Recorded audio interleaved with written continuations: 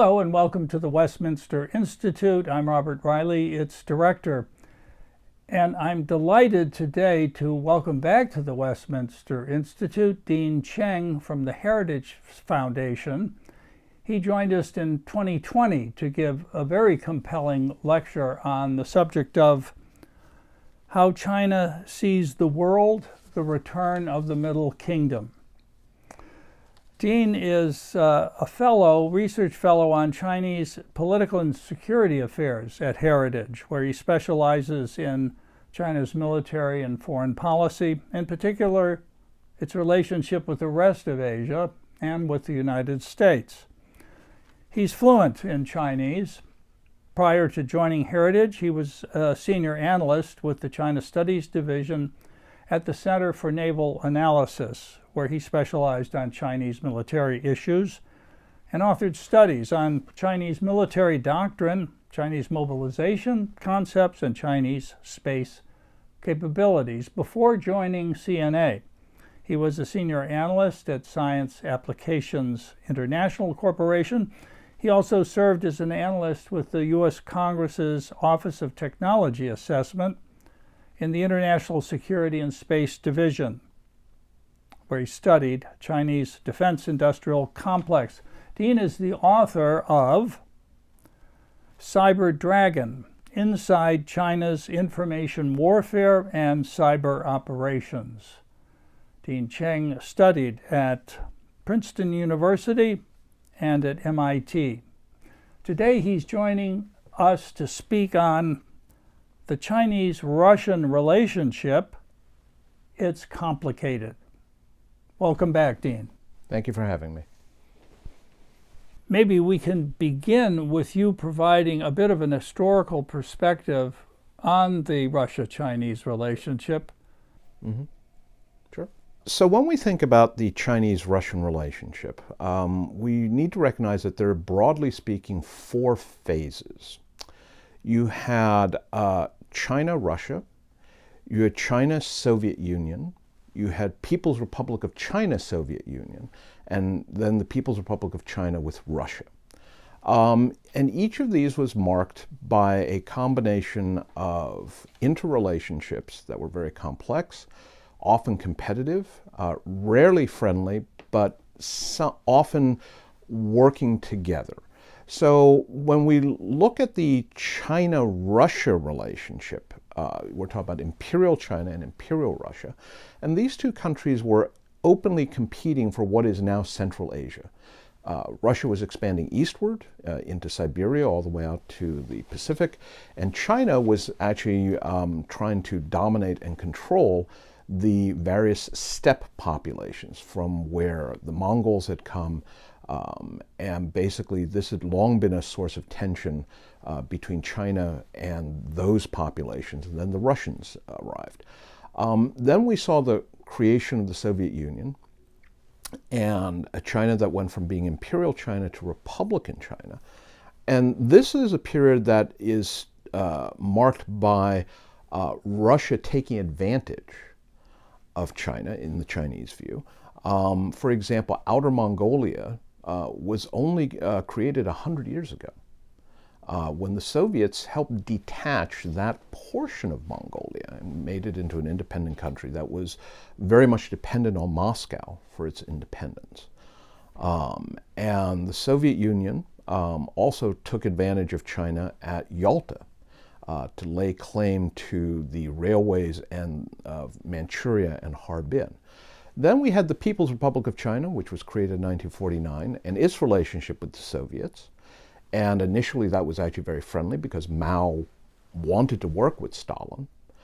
But when Stalin died, you had the Sino-Soviet split, which was rooted in a number of causes. There was ideology, there was who should take over the world communist movement, and that was marked by extraordinary bitterness and an actual war, which is generally not well known, between the Chinese and the Soviets in 1969. With the collapse of the Soviet Union, we have seen, in a sense, relations come full circle. So now it's the People's Republic of China, which is dominant, the number 2 economy in the world. Russia, whose economy has never really recovered from the collapse of the Soviet Union, even before the sanctions imposed with the current Russia-Ukraine crisis. Russia has been described by some as a mafia-run gas station with nuclear weapons in the basement. China, by contrast, is a global, full-fledged economy, the world's largest trading power, the number 2 economy, as I said. So we have seen a significant shift in the balance of power between Moscow and Beijing over the last, let's say, 400 years, to the point where now Beijing clearly dominates, and with the sanctions imposed on Moscow since the Russia-Ukraine war began, the Russian economy has been badly hurt, and really China is probably going to come out of the Russia-Ukraine war dominating the relationship between Beijing and Moscow. Well, it was rather timely or untimely, depending on one's perspective, that it was on January 4th of this year that China and Russia issued a joint statement that was somewhat extensive. If, without being too sarcastic, I would say large portions of the joint statement could have come from a Democratic Party platform. We're for the international supervisory bodies, we're for the United Nations, we're for the WHO, et cetera, et cetera. But the line in that joint statement that seemed to get everyone's attention, in which a great deal of interpretation has been expended, is that it is a friendship without limits, as it said, and indeed it has no limits. There are no forbidden, quote unquote, areas of cooperation. How do you parse that? I think that when we look at PRC-Russia relations over the last, let's say, 30 years, we have seen these two countries very clearly have shared antipathies, mostly towards the West, towards democracy, towards representative government, but they have few mutual sympathies. They don't complement each other particularly. They don't work together all that much. So I think that this friendship without limits is a great line. It certainly, as you said, got a lot of attention.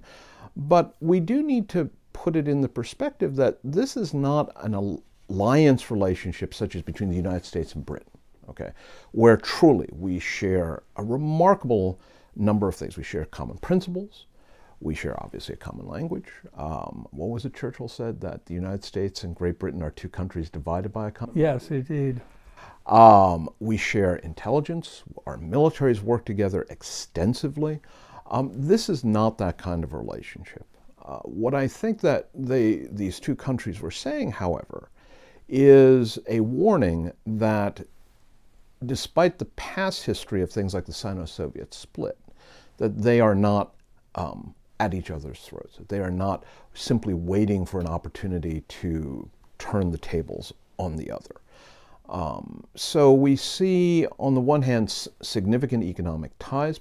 In particular, China is obviously one of Russia's largest trading partners. Russia is not a key trading partner for China, not on the scale of, say, the United States or the EU. What we do also see is growing military interactions, but little evidence of, for example, a shared command structure. We have seen significant military joint exercises, including intrusions into, say, the Japanese or South Korean air defense identification zones, but not a NATO-like sharing of intelligence, logistics, command and control. And then, of course, the issue of Ukraine is particularly striking because of the differences between the two. I just remark on the fact that China imports a great deal of military hardware and military technology from Russia, and I believe has used a good deal of that to upgrade the quality of its own military equipment. Is that correct? That's a good example of the complexity. China bought a number of Russian submarines, fighter aircraft, and surface-to-air missiles. But China promptly turned around and demonstrating the same lack of respect for intellectual property that it shows everyone else. It then copied the Su-27, which is the Chinese, I believe it's the J-11 fighter aircraft, and has developed on its own the J-20 and J-31 stealth fighter designs. And in fact, there's not much evidence of any cooperation with Russia in developing those platforms. The Russians actually were reluctant to sell certain key items. The S-400 surface-to-air missile system, the Sukhoi 33 fighter design, precisely because they are worried about the Chinese copying and then competing with Russia on global arms markets. One of the great problems for China is the inability to build a fighter turbofan engine. To be fair to the Chinese, very few countries actually can do this, and the Russians aren't great at it. They would love to buy more Russian jet engines, and the Russians have been very reluctant to part. Certainly they're not prepared to sell them entire factories for precisely, again, the same reason. So yes, they have bought Russian equipment.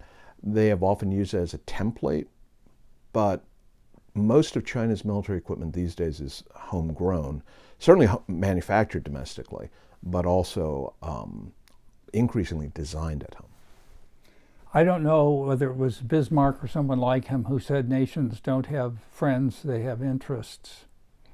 And I would greatly appreciate your assessment of what the different interests of these two enormous countries are. As you mentioned, they collided in the past in the '69 war in a major way. But now they're trying to reach some kind of condominium. But where likely are those interests to clash in some way? In other words, in long-term strategic perspective, what do they have to worry about regarding each other? So let's clarify a little bit where they actually are in agreement. Both Xi Jinping and Vladimir Putin would like to make the world safe for autocracy. They have little interest, desire, support, or respect for civil society, for the rule of law, for all of the various guarantees of liberty that are in our Constitution, but also are echoed in Europe, Western Europe, and in Japan and South Korea. So again, whether you take it ironically or not, the first part of the February 4th joint statement is nobody here but us democracies, right?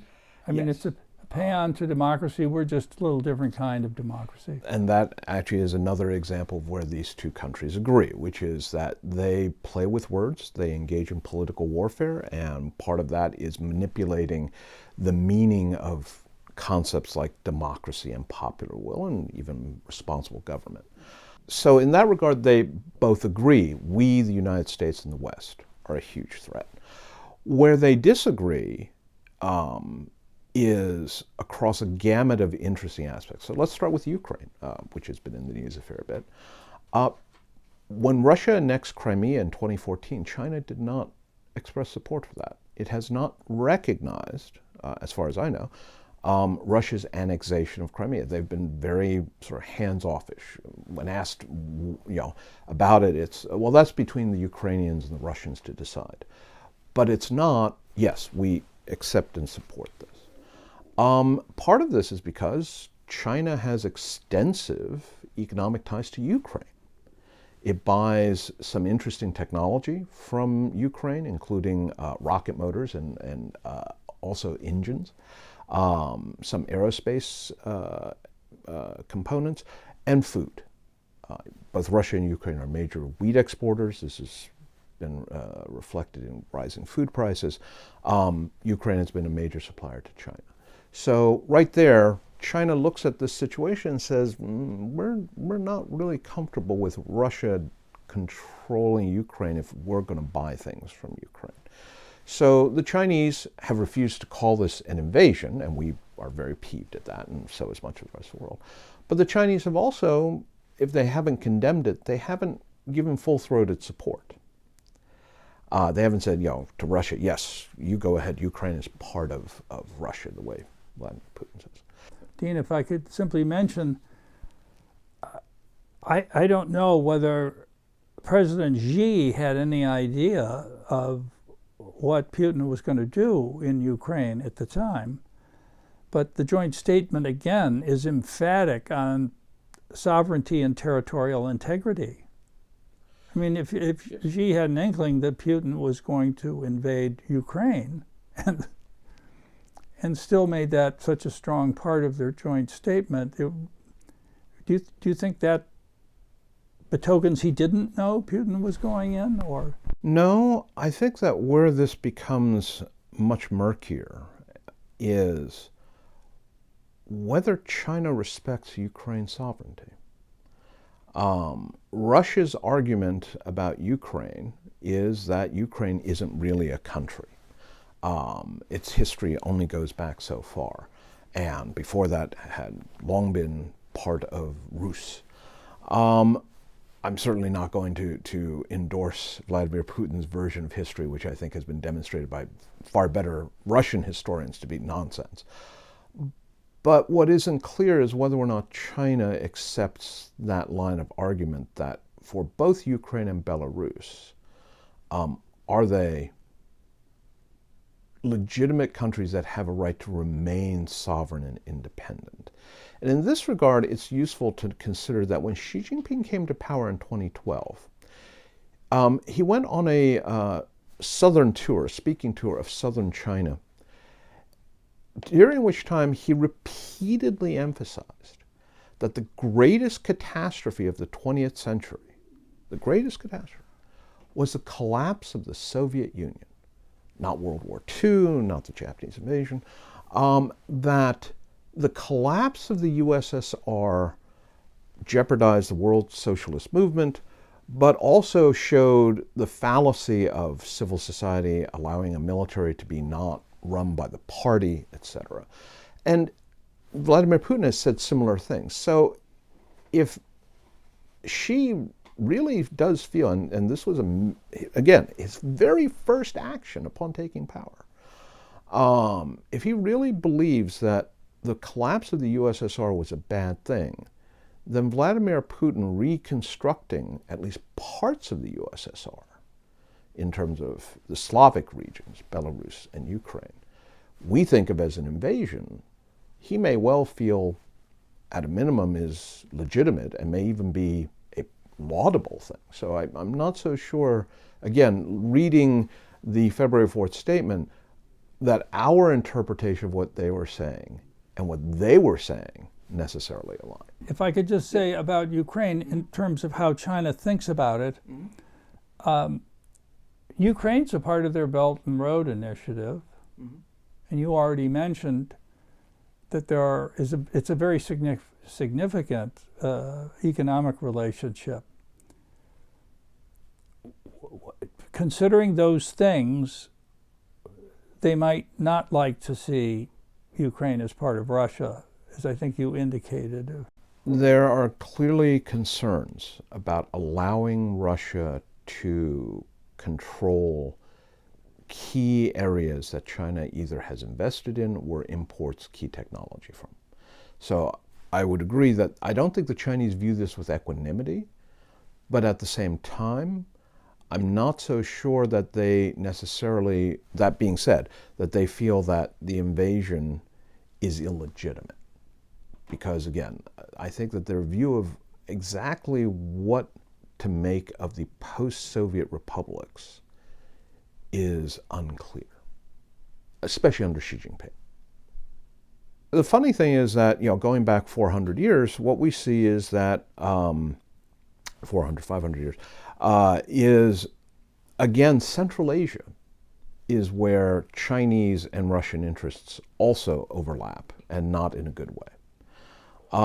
So the Central Asian republics, again, first, there's an interesting question, do they have a legitimate right to exist in the Chinese view and the Russian view? Vladimir Putin has said of Kazakhstan, you know, they're not a real country. He said that a couple of years ago. China has invested billions of dollars in the Belt and Road Initiative, especially into Central Asia, because of course they're right next door. They provide oil, they provide additional minerals. Russia and China have a very asymmetric competition there. China is about money. Russia is about political influence, particularly all of the various files and all of the various leaders that date back multiple generations when these republics were part of the Soviet Union. And what is striking is on the eve of the war between Russia and Ukraine, there was unrest in Kazakhstan, and then Russia introduced troops. Now, it was only a couple thousand. They kept the president in power, and then they withdrew. But what was striking was that until the Russians intervened, the Chinese expressed concern, but did not indicate that they would send in forces. But after the Russians introduced troops, all of a sudden China offered security forces without specifying whether that was the military, the People's Armed Police, private security firms, etc. I would suggest that China looks at a Russian military presence in Central Asia, again, where there's billions of dollars of Chinese investment, again, with concern. They're not going to come out and say that Russia can't do this. You'll notice they never condemned the Russian intervention in Kazakhstan either. But I would suspect that this creates a great deal of nervousness in Beijing. And so going forward, however the Ukraine situation is resolved, I think that Russia's demonstrated willingness to intervene physically into a Central Asian republic will create some interesting friction between Beijing. One analyst suggested that China, in a way, was pleased to see Putin maintaining order in Central Asia because they want stability there. They don't want any upset to jeopardize their own control over Xinjiang, for instance. Mm-hmm. Is there any merit to that? I think there's a great deal of merit to that. I think the Chinese absolutely want stability there. Whether they want that stability to be provided by Russia is the question. It's interesting to note that in the 1969 war, while most of the attention, limited though it may be, is on the eastern part of the front, there was in fact fighting in Xinjiang and Kazakhstan, which at the time was part of the Soviet Union, between the militaries of the two countries. And so the Xinjiang issue from the Chinese perspective is partly ethnic, partly religious, because they're mostly Muslim, but to their mind has always been fomented in part by outsiders, including the USSR. So this, I think, is part of the sort of underlying 9/10 of the iceberg beneath the surface there that is going to be influencing Chinese perceptions is, if Russia comes to dominate again, Kazakhstan, etc., will they use that to foment problems, whether in Xinjiang, part of China proper, or in other Central Asian republics where China is building pipelines and power grids and various other long-term infrastructure. But why would it be in Russia's interest to do that? Because they're worried about their own Muslim population. They're worried about these populations, but one, China writ large, not just about Central Asia, is focused on stability. Russia seems far more comfortable with chaos, whether it is fomenting through social media chaos in Europe or the United States in our electoral systems, or fomenting chaos among ethnic and religious groups. Remember, Russia supports anarchists, left-wing elements, right-wing elements, racist elements, religious elements, just to create that chaos. Given the increasing slide of power towards China in the Russia-China relationship, creating chaos in Central Asia is one way, if nothing else, of signaling Beijing, we may be the junior partner, but don't treat us like a junior partner. In conversations with some Russians, I find that they all know in the long term they are the junior partner, and there are many Chinese in southern Russia out east. They, in fact, are de facto taking over parts of southern Russia, not politically. And were Putin as long-term a strategic thinker, as some people think he is, it wouldn't only be worrying about restoring the Russian national interests to his West, but to wonder and take action regarding his southeastern borders.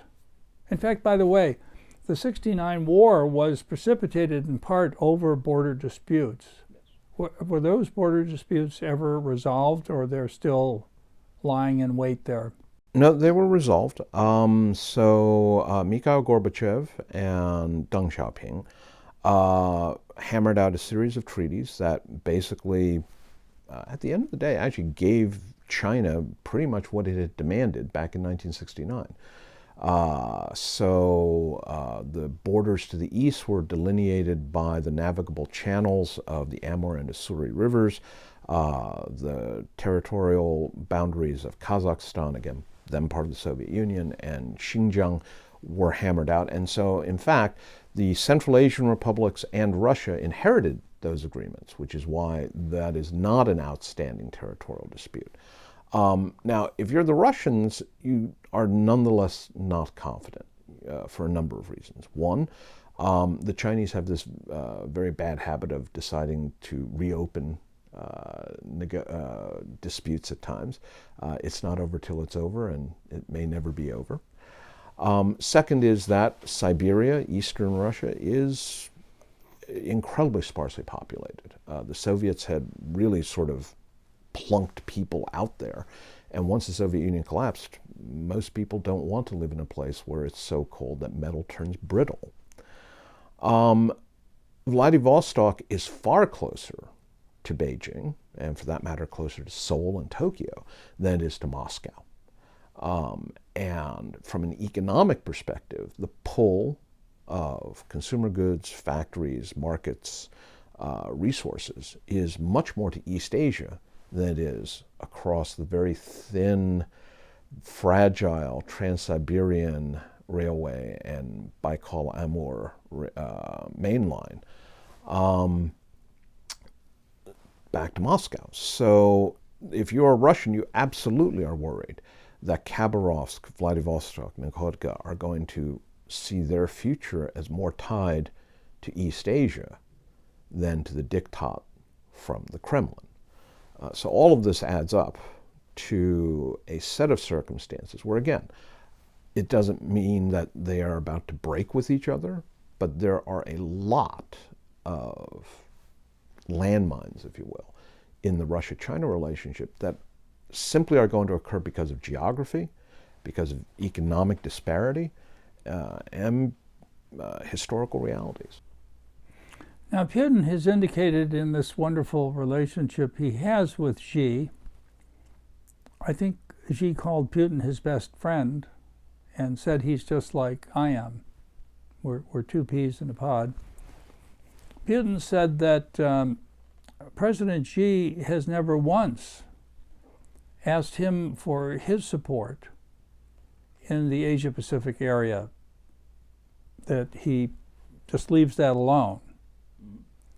Do you think that's accurate? I mean, interesting, again, going back to the joint statement, Ukraine, of course, wasn't mentioned in there, but Taiwan was.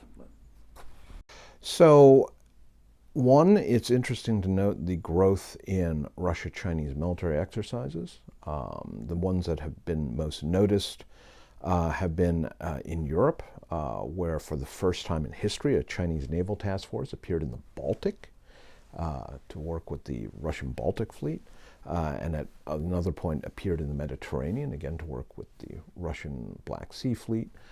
But there have also been joint exercises around Japan, a joint naval task force, that may actually be a misnomer, a group of Chinese and Russian Navy ships that appeared to be coordinating with each other transited some of the Japanese straits between and among the home islands, and have at other times aircraft from both countries have, in what seems to be a coordinated fashion, intruded into the Japanese and South Korean air defense identification zones.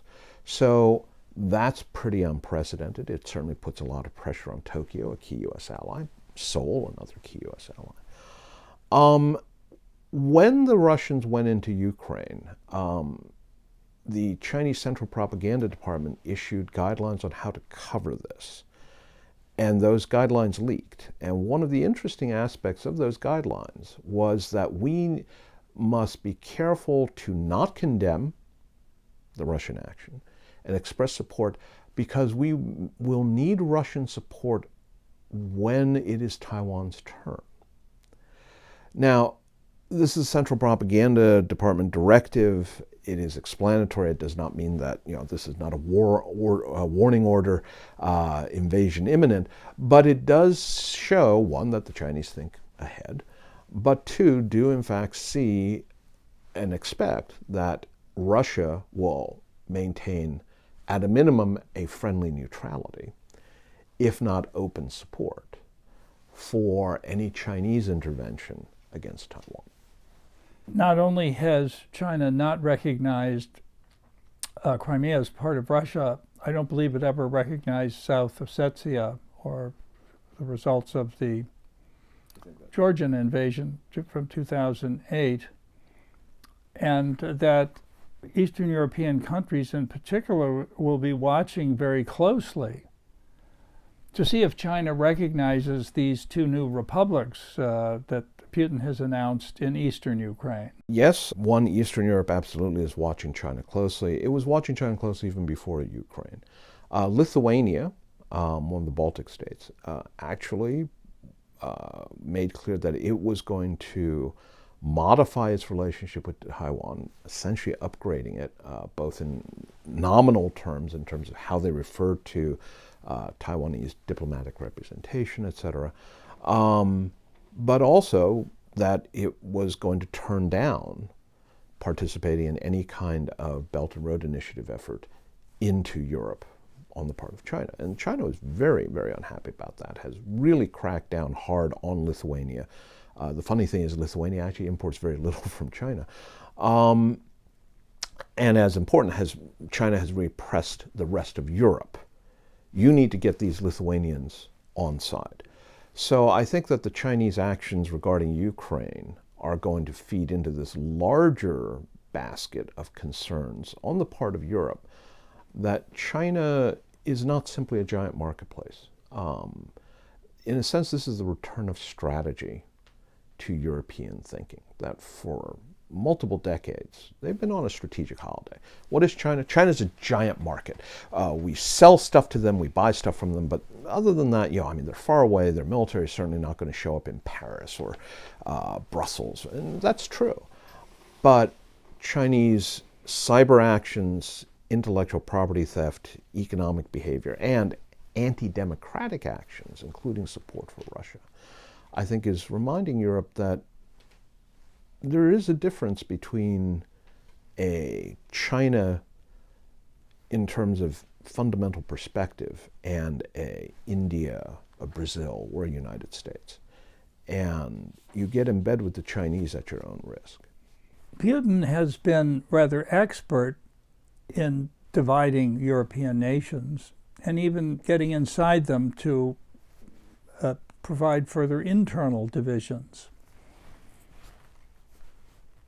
No doubt he was expecting what's referred to as a special military action instead of an invasion, to have a similar effect, because at the end of the day, Putin is still holding the energy axe over Europe.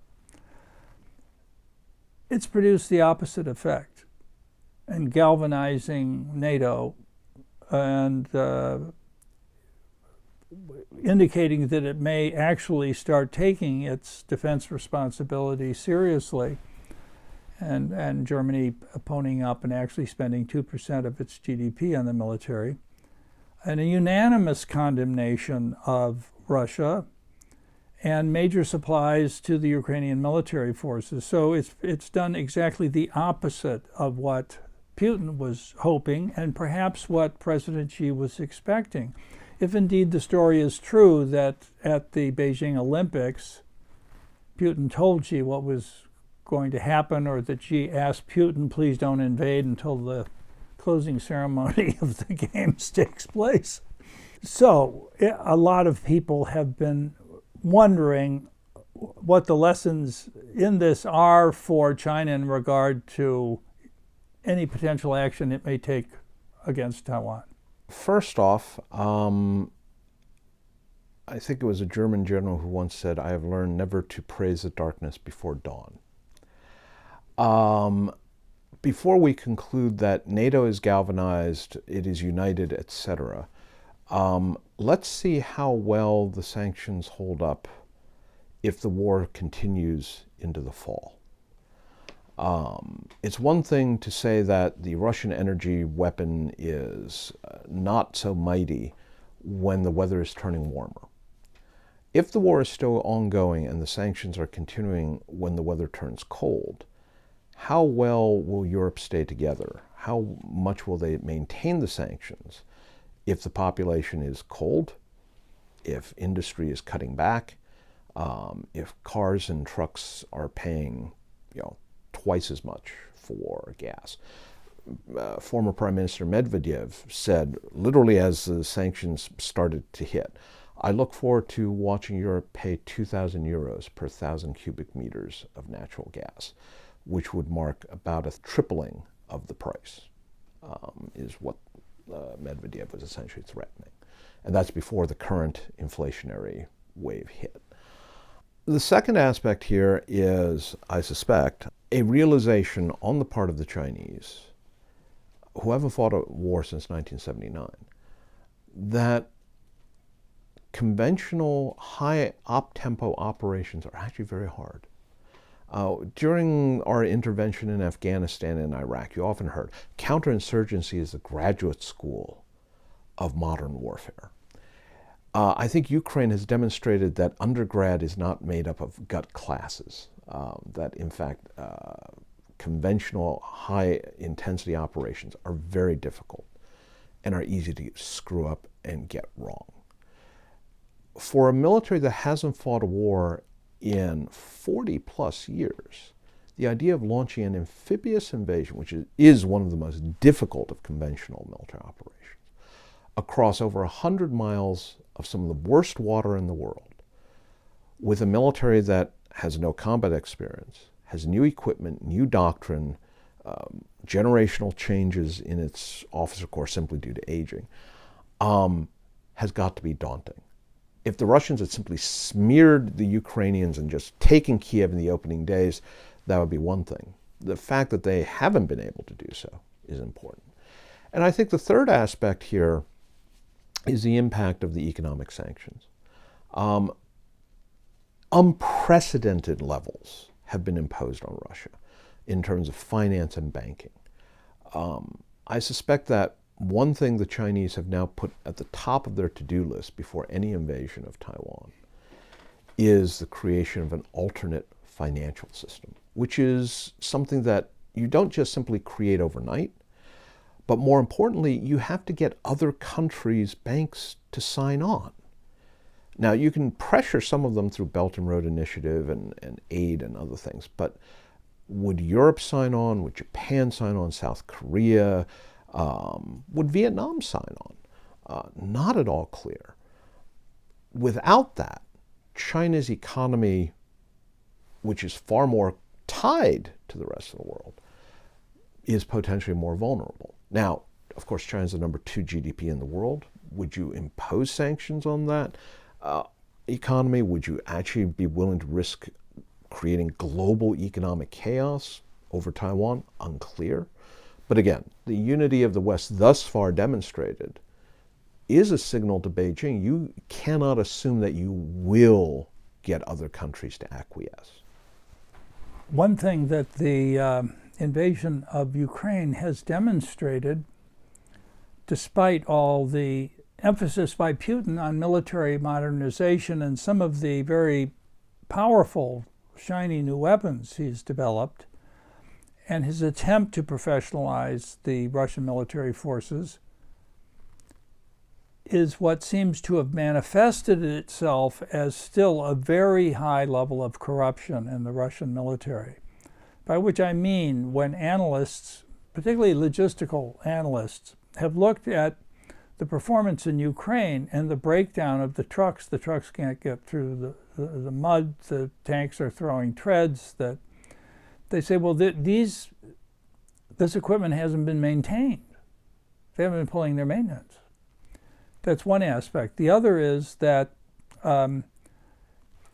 everyone down the chain, the food chain, takes a cut. So that by the time it gets down to the funds that are necessary to maintain this stable of military equipment in a state of readiness, that doesn't get done. And so we've seen the results of that. Now, from what little I know, there was a high level of corruption in the Chinese military, with flag officers basically buying their positions and therefore using their positions to get their investment back. And President Xi, of course, has made that a hallmark of his campaign against corruption, which is very handy to root out political opponents. But he seems serious about the military. Is the Chinese military cleaned up in respect to corruption, would you think? I think that's very hard to say. First off, again, we have no combat experience to look at.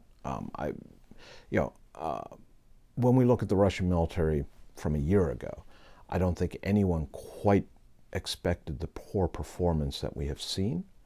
I think it's also useful to note here, with regards to the Russians, whether or not they are fighting the way they trained, or whether they are fighting under a set of restrictions and guidances from Putin, who does seem to have assumed that Ukraine would simply collapse.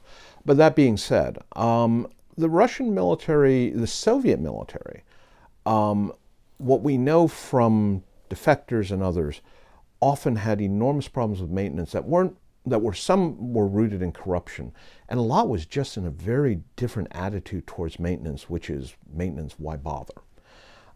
Soviet units would train on only 1 or 2 tanks out of a unit of perhaps 30, because that way you only had to fix 1 or 2.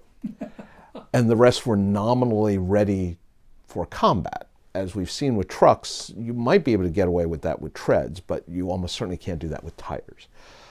Is the Chinese military like this? I think that if we go back to 1999 or so, when Jiang Zemin ordered the PLA out of business to stop running nightclubs and canning factories and brothels and farms. At one point, the PLA was the world's largest pork producer in the world. That was certainly motivated in part by corruption.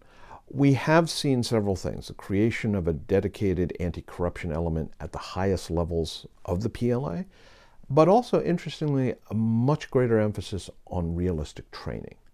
And it's an interesting question whether the Russian military had a similar directive enforced by the top leadership.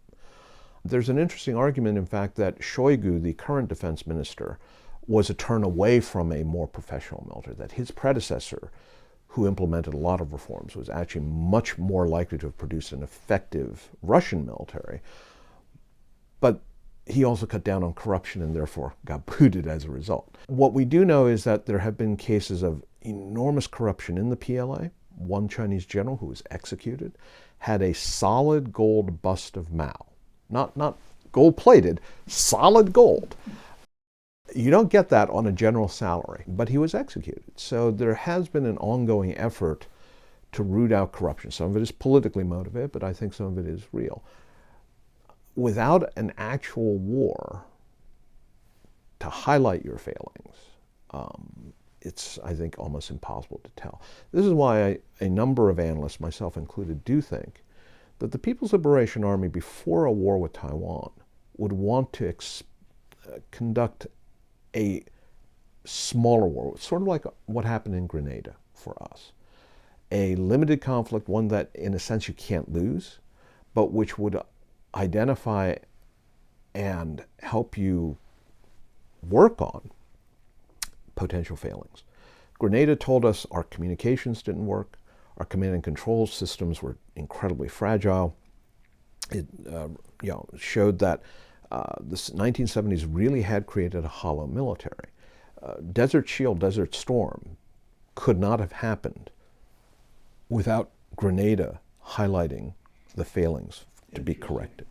Well, where might the targets of opportunity be for China to flex its muscle and see how its stuff is working? One potentiality is the South China Sea. The head of Indo-PACOM has said that the Chinese have now fully militarized a number of the islands that they built. Those islands are adjacent to defended islands defended by Vietnamese, by Malaysians, by Filipinos.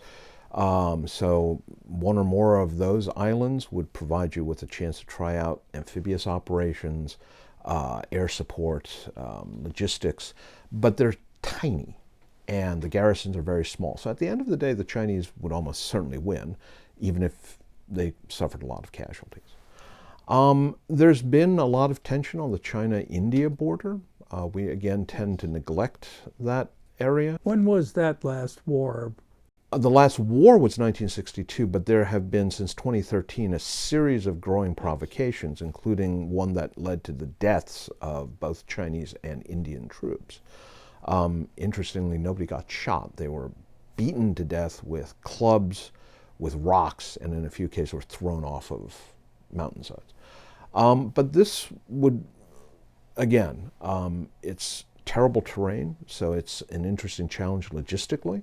It's an interesting challenge in terms of coordinating air support with ground operations, land navigation, all of those sorts of things. So I think those are two areas that offer potential opportunities for a very limited conflict that Beijing at least would believe that it would win. Interesting then that I believe it was the joint statements suggested that this alternative ordering of the world would be anchored by the relationship between Russia, China, and India. We're not going with this quad idea of the United States, Australia, India, and Japan. It's going to be India, China, and Russia. Right. Is that delusional? No, I don't think so. I think that what's interesting is that India straddles several different relationships. India's main weapon supplier is Russia. Right. Interestingly, there is a problem there for the United States because India buys Russian weapons. We therefore are positioning ourselves to impose sanctions on them. I believe they're termed CAATSA. There's BRICS, the Brazil, Russia, India, China, South Africa grouping, which began simply as newly modernizing economies, but has taken on something of a life of its own politically. And then, of course, you have the Quad. So Russia is not interested in giving up its relationship with India. It makes Russia relevant to China in some ways. China obviously would much prefer Russia to end its relationship with India. But China and India do have a strong economic relationship regardless of the strategic challenges. I believe India's largest trading partner is China, and it's certainly number one or number two. So again, the Chinese economy is so different from the Soviet economy, is so integrated into the global economy, supply chains and the like, that it becomes a factor no matter where you go. And so it's not quite delusional to think that maybe there is a Russia-India-China relationship, especially building off of BRICS.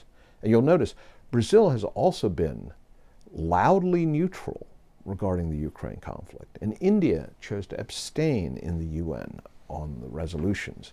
So So BRICS has more to it also than I think sometimes people. Well, if that should that be the case, and should that develop, that would tremendously complicate the situation for the United States in the Western Pacific, as well as our allies, Japan and Australia, because without India, you've got a big problem.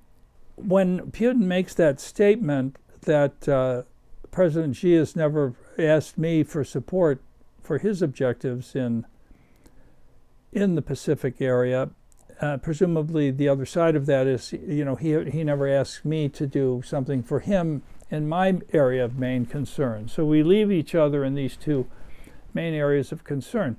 And is that likely to continue? I mean, is Russia doesn't have, as it certainly used to, thus the Russo-Japanese War, have major interests in the Pacific that it needs to protect, and therefore be a potential point of collision between the two of them?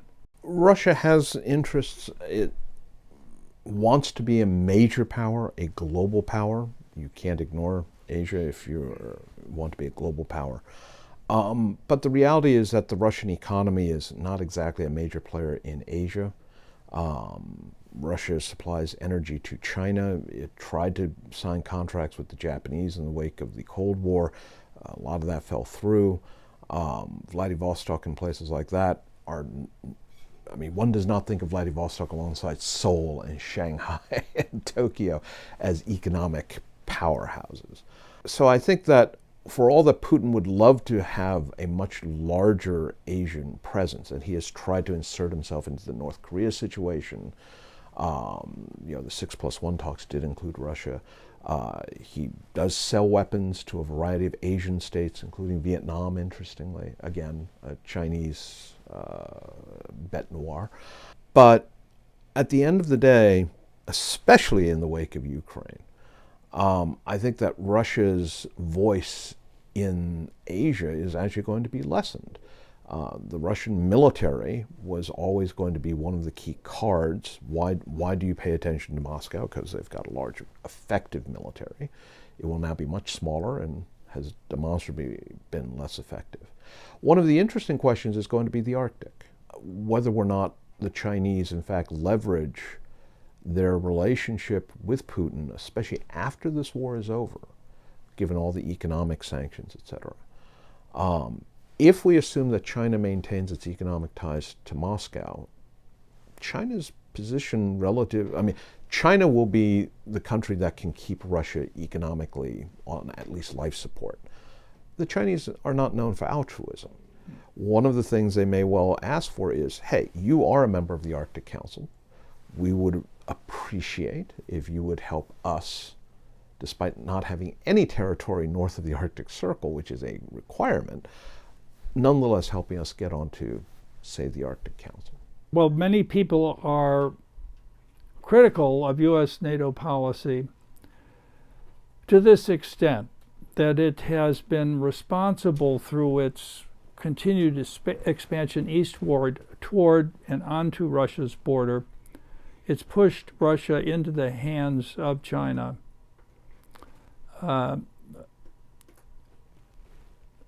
of course, historically, when Russia was more militarily powerful than the United States, Nixon used the China card to give Russia something with the Soviet Union something to worry about. Every strategic thinker's nightmare is a two-front war. So now you worry about it, Soviet Union. Now that worry is over because of this understanding between Putin and Xi, which creates a tremendous amount of a greater worry for Europe, because Putin is unconstrained by any worries in his east. And that both of these countries, certainly perhaps their strongest point of mutual interest is creating problems for the United States. And insofar as you can do it, we appreciate what you're doing, as you will appreciate what we're doing. And the consequence of that, of course, is the United States is placed in a very difficult strategic position, as illustrated by Putin's invasion of Ukraine. You were supposed to shift to Asia and the Pacific, and now there's this requirement of maintaining or even increasing military forces in Europe. So this indeed has really created a huge nightmare. Now, some people think it was avoidable, some don't. What do you think about this general assessment of the situation in which we have been placed by this alignment of strategic interests between these two countries? Well, I think that first off, this administration's actions are frankly exacerbating this problem. We are expecting the Russians to guarantee Iranian good behavior under a revived JCPOA. Why you would think that Russia, whom we are sanctioning over Ukraine, will somehow keep Iran under control, why you would allow the Russians to monkey around with their own oil exports by interacting with Iran as part of this. We are offering Russia a backdoor way of both evading sanctions and strengthening Iran to create a third front of complication for our policies.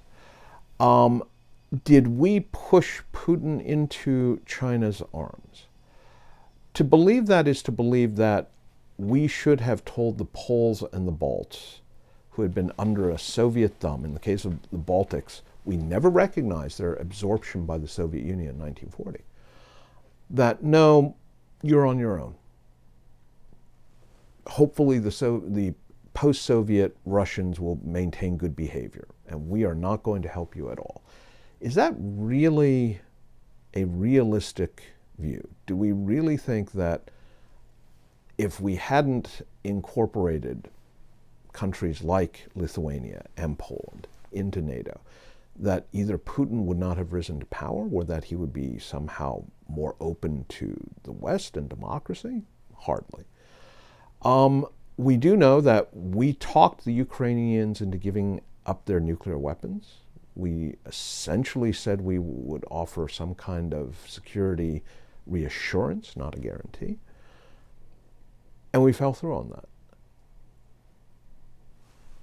It seems to me that that has done more to encourage the likes of a Putin, who I think lives by Stalin's dictum, when probing with a bayonet, if you encounter mush, keep pushing. If you encounter steel, back off. We have generally not come down hard on Russia at all. The Russians took Crimea in 2014. What exactly happened? We did not arm Ukraine. Like sanctions.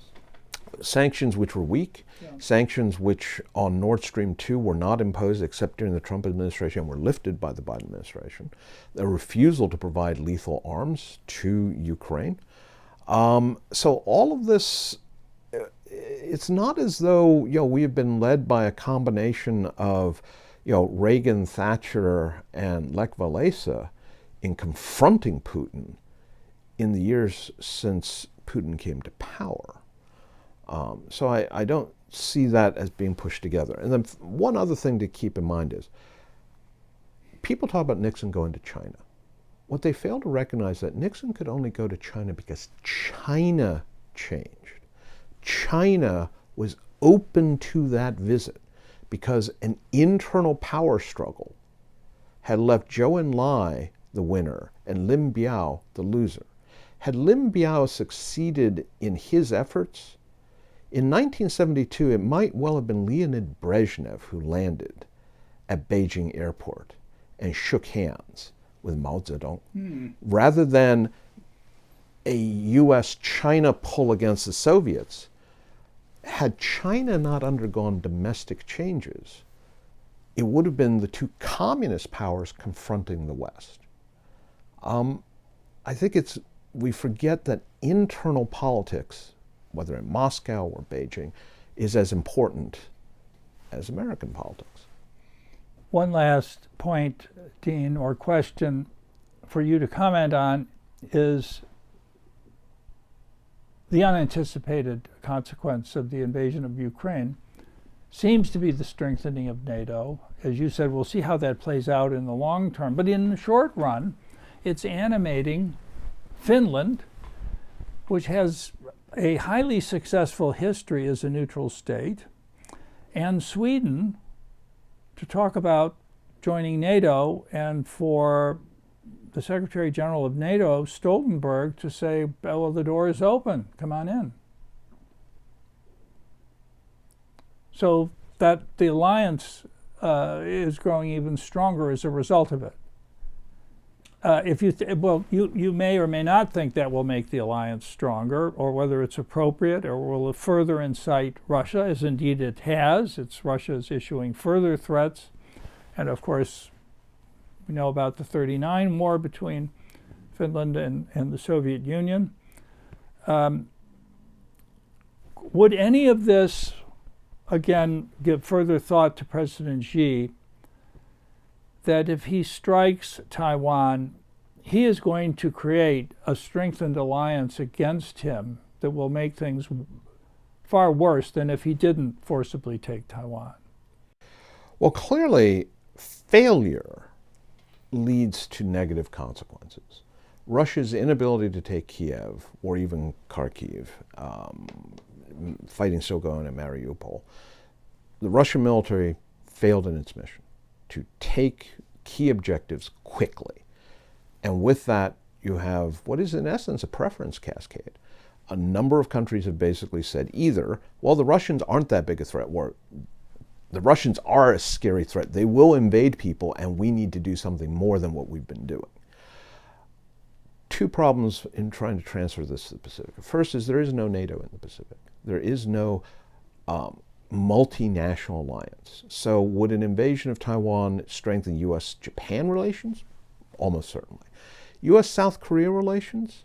Probably, but South Korea's historic relationship between China and Japan is very different. The other aspect here is if China launches a bloody failure, yes, I think that you may well see a number of other countries saying, one, China invades countries, which they haven't done since 1979. They're now pursuing a different approach. We need to do something about it. And two, the failure means that we have a breathing room, a period within which to respond. Conversely, if the Chinese attack Taiwan, and for whatever reason, political warfare, assassination, fifth column, what have you, Taiwan surrendered in 10 days. And I'm not suggesting it's likely to happen, I'm just saying, but if that were to occur, unlike Ukraine, it's not clear at that point what other countries would do. Asia is not marked by balance of power politics. There is no history of intra-Asian alliances in the pre-modern era. There's no history of the Koreans and Khmers signing a alliance, or the Japanese and the Vietnamese signing an alliance against Imperial China or Republican China. So it's a very different mental model. Well, there were tributary systems, certainly. All to China, Yes. not among each other. Right. So that means that these countries over thousands of years are much more accustomed to deferring to Beijing or Xi'an or Nanjing or wherever the capital was at the time than to forming alliances to counter China. And whether that was, and I would suggest that is not the default by which they think even today. Very interesting. A smaller issue, which I neglected to mention earlier, is one way in which China does seem to be helping Russia in respect to Ukraine is as a huge outlet for the Russian disinformation, which China is parroting and putting out in its media, where it has a very powerful presence in places like Latin America and elsewhere. They're buying that explanation of the war, and indeed that it was incited by the United States and NATO through the leaving open the possibility of Ukraine joining. Yes. Again, the Chinese politically are clearly more aligned with Moscow. But as you note, this messaging is especially anti-American.